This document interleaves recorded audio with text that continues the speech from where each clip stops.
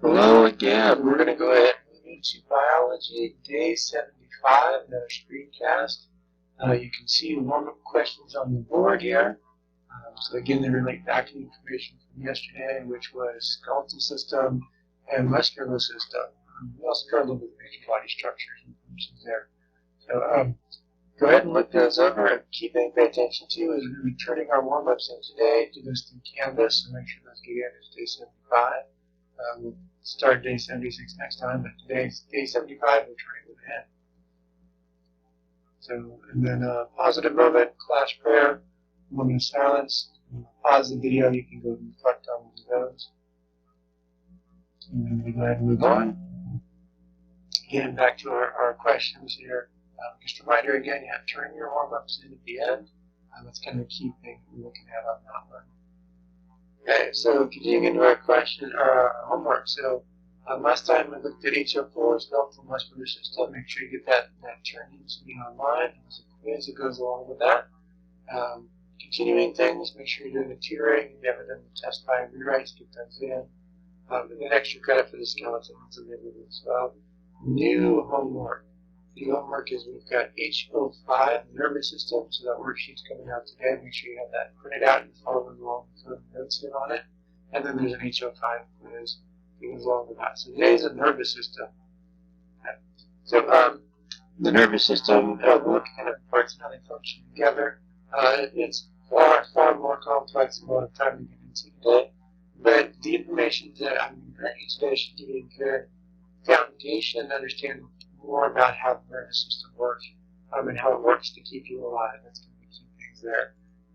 Right. So again, looking over our body systems, you can see the nervous system up here on the left. Right. So we focus on that a little bit more. It consists of major structures in the brain, the spinal cord, and nerves, and it functions, recognizes and coordinates the body responses and changes.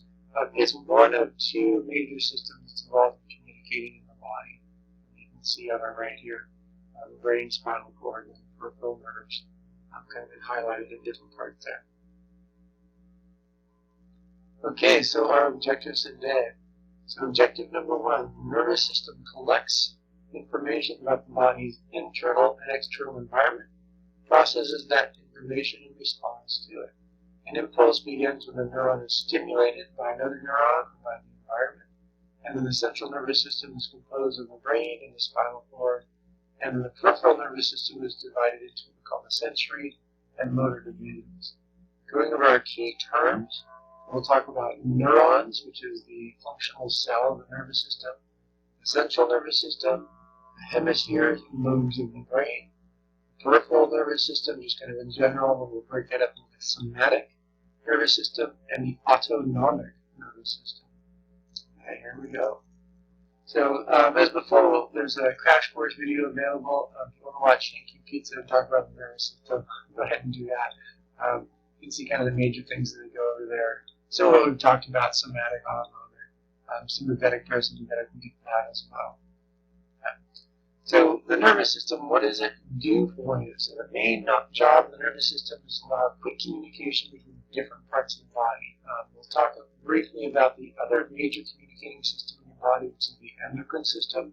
But the nervous system is for quick communication, whereas the endocrine system is kind of for slow communication. So the nervous system relies on processes that are both electrical and chemical, and we'll learn how those two processes work together. So throughout your body, you know where you've got a nervous system put together. It consists of neuron cells. The basic part of this nervous system. It has the cell body, which is this part down here. You can see it's got the nucleus in there, and there would also be other things, mitochondria, Golgi apparatus, all that would be in the cell body. The next major thing would be the dendrites, which are these little bits that stick out on the side. So dendrite refers to branching, so you can see these kind of like branches that are coming off the side there. And they're kind of the eliciting bit for the neuron. They're the part that's detecting incoming information. They receive the impulses from whatever else is going on. Next thing we've got is the axon, which is this long fiber here. And that's going to carry the signal away from the cell body to something else. So information comes in the dendrites, through the cell body, through the axon to where it's going to go at the very end. So we call our axon terminals. And that's going to actually pass that signal on to the next cell.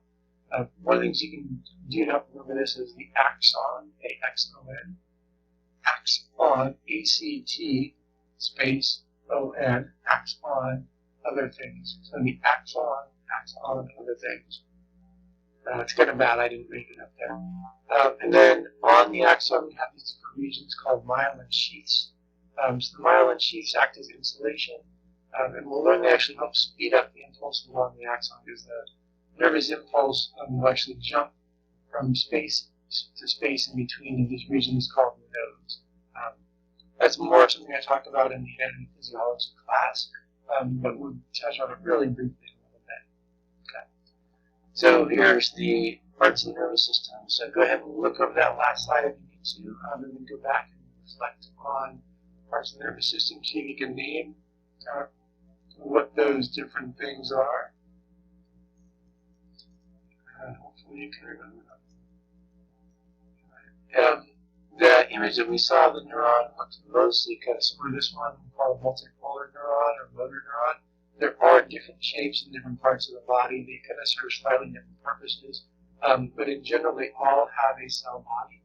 They all have a receiving end, whether it's right next to the cell body or whether it's kind of spread somewhere else, and they all have an axon that goes out and innervates other things. It can be a muscle, it can be a gland, it can be something else. So what actually is going on? So we talked about the nervous impulse being both electrical and chemical. So there's an electrical signal that travels along the length of the neuron, the axon and the dendrite, and it starts here, and then on your paper you're going to go ahead and fill in. There's a sheet that looks, a little box that looks kind of like this with 1, 2, and 3. We're going to fill that in. And so this electrical impulse comes in here, and this yellow and red indicate kind of different charges, positive and negative charges. And the electrical impulse is going to come down and get to that axon terminal. Now there's actually a small gap between the axon terminal of one neuron and the dendrite of the other neuron. And so in order to cross that gap, they actually use chemicals. So it's electrical to here, chemicals going across. These particular type of chemicals are known as neurotransmitters. And then they start that electrical signal on the other side. So we go electrical, chemical, electrical. And that's chemical in between. So kind of an interesting thing that can kind of tie this in is you may have heard of people getting tased, like with a taser. So what that's doing is there's an electrical impulse that comes in and it hits somewhere along the middle of the nerve, and it sends that signal out, and then a lot of those nerves connect to muscles.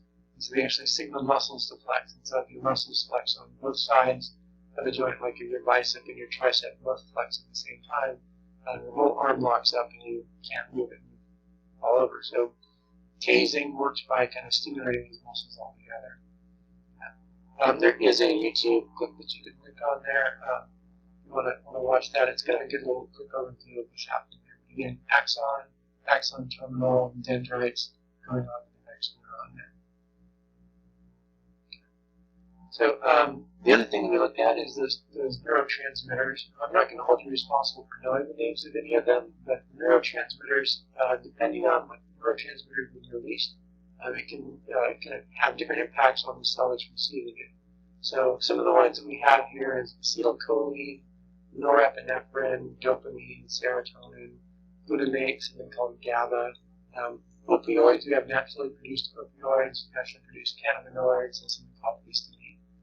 So you may have heard of some of these, like norepinephrine, was also known as adrenaline. So adrenaline surge, your heart rate goes up, alertness goes up. Dopamine and serotonin are generally associated with kind of feeling good and happiness feelings. You can see happiness, alertness, fullness, pain goes down.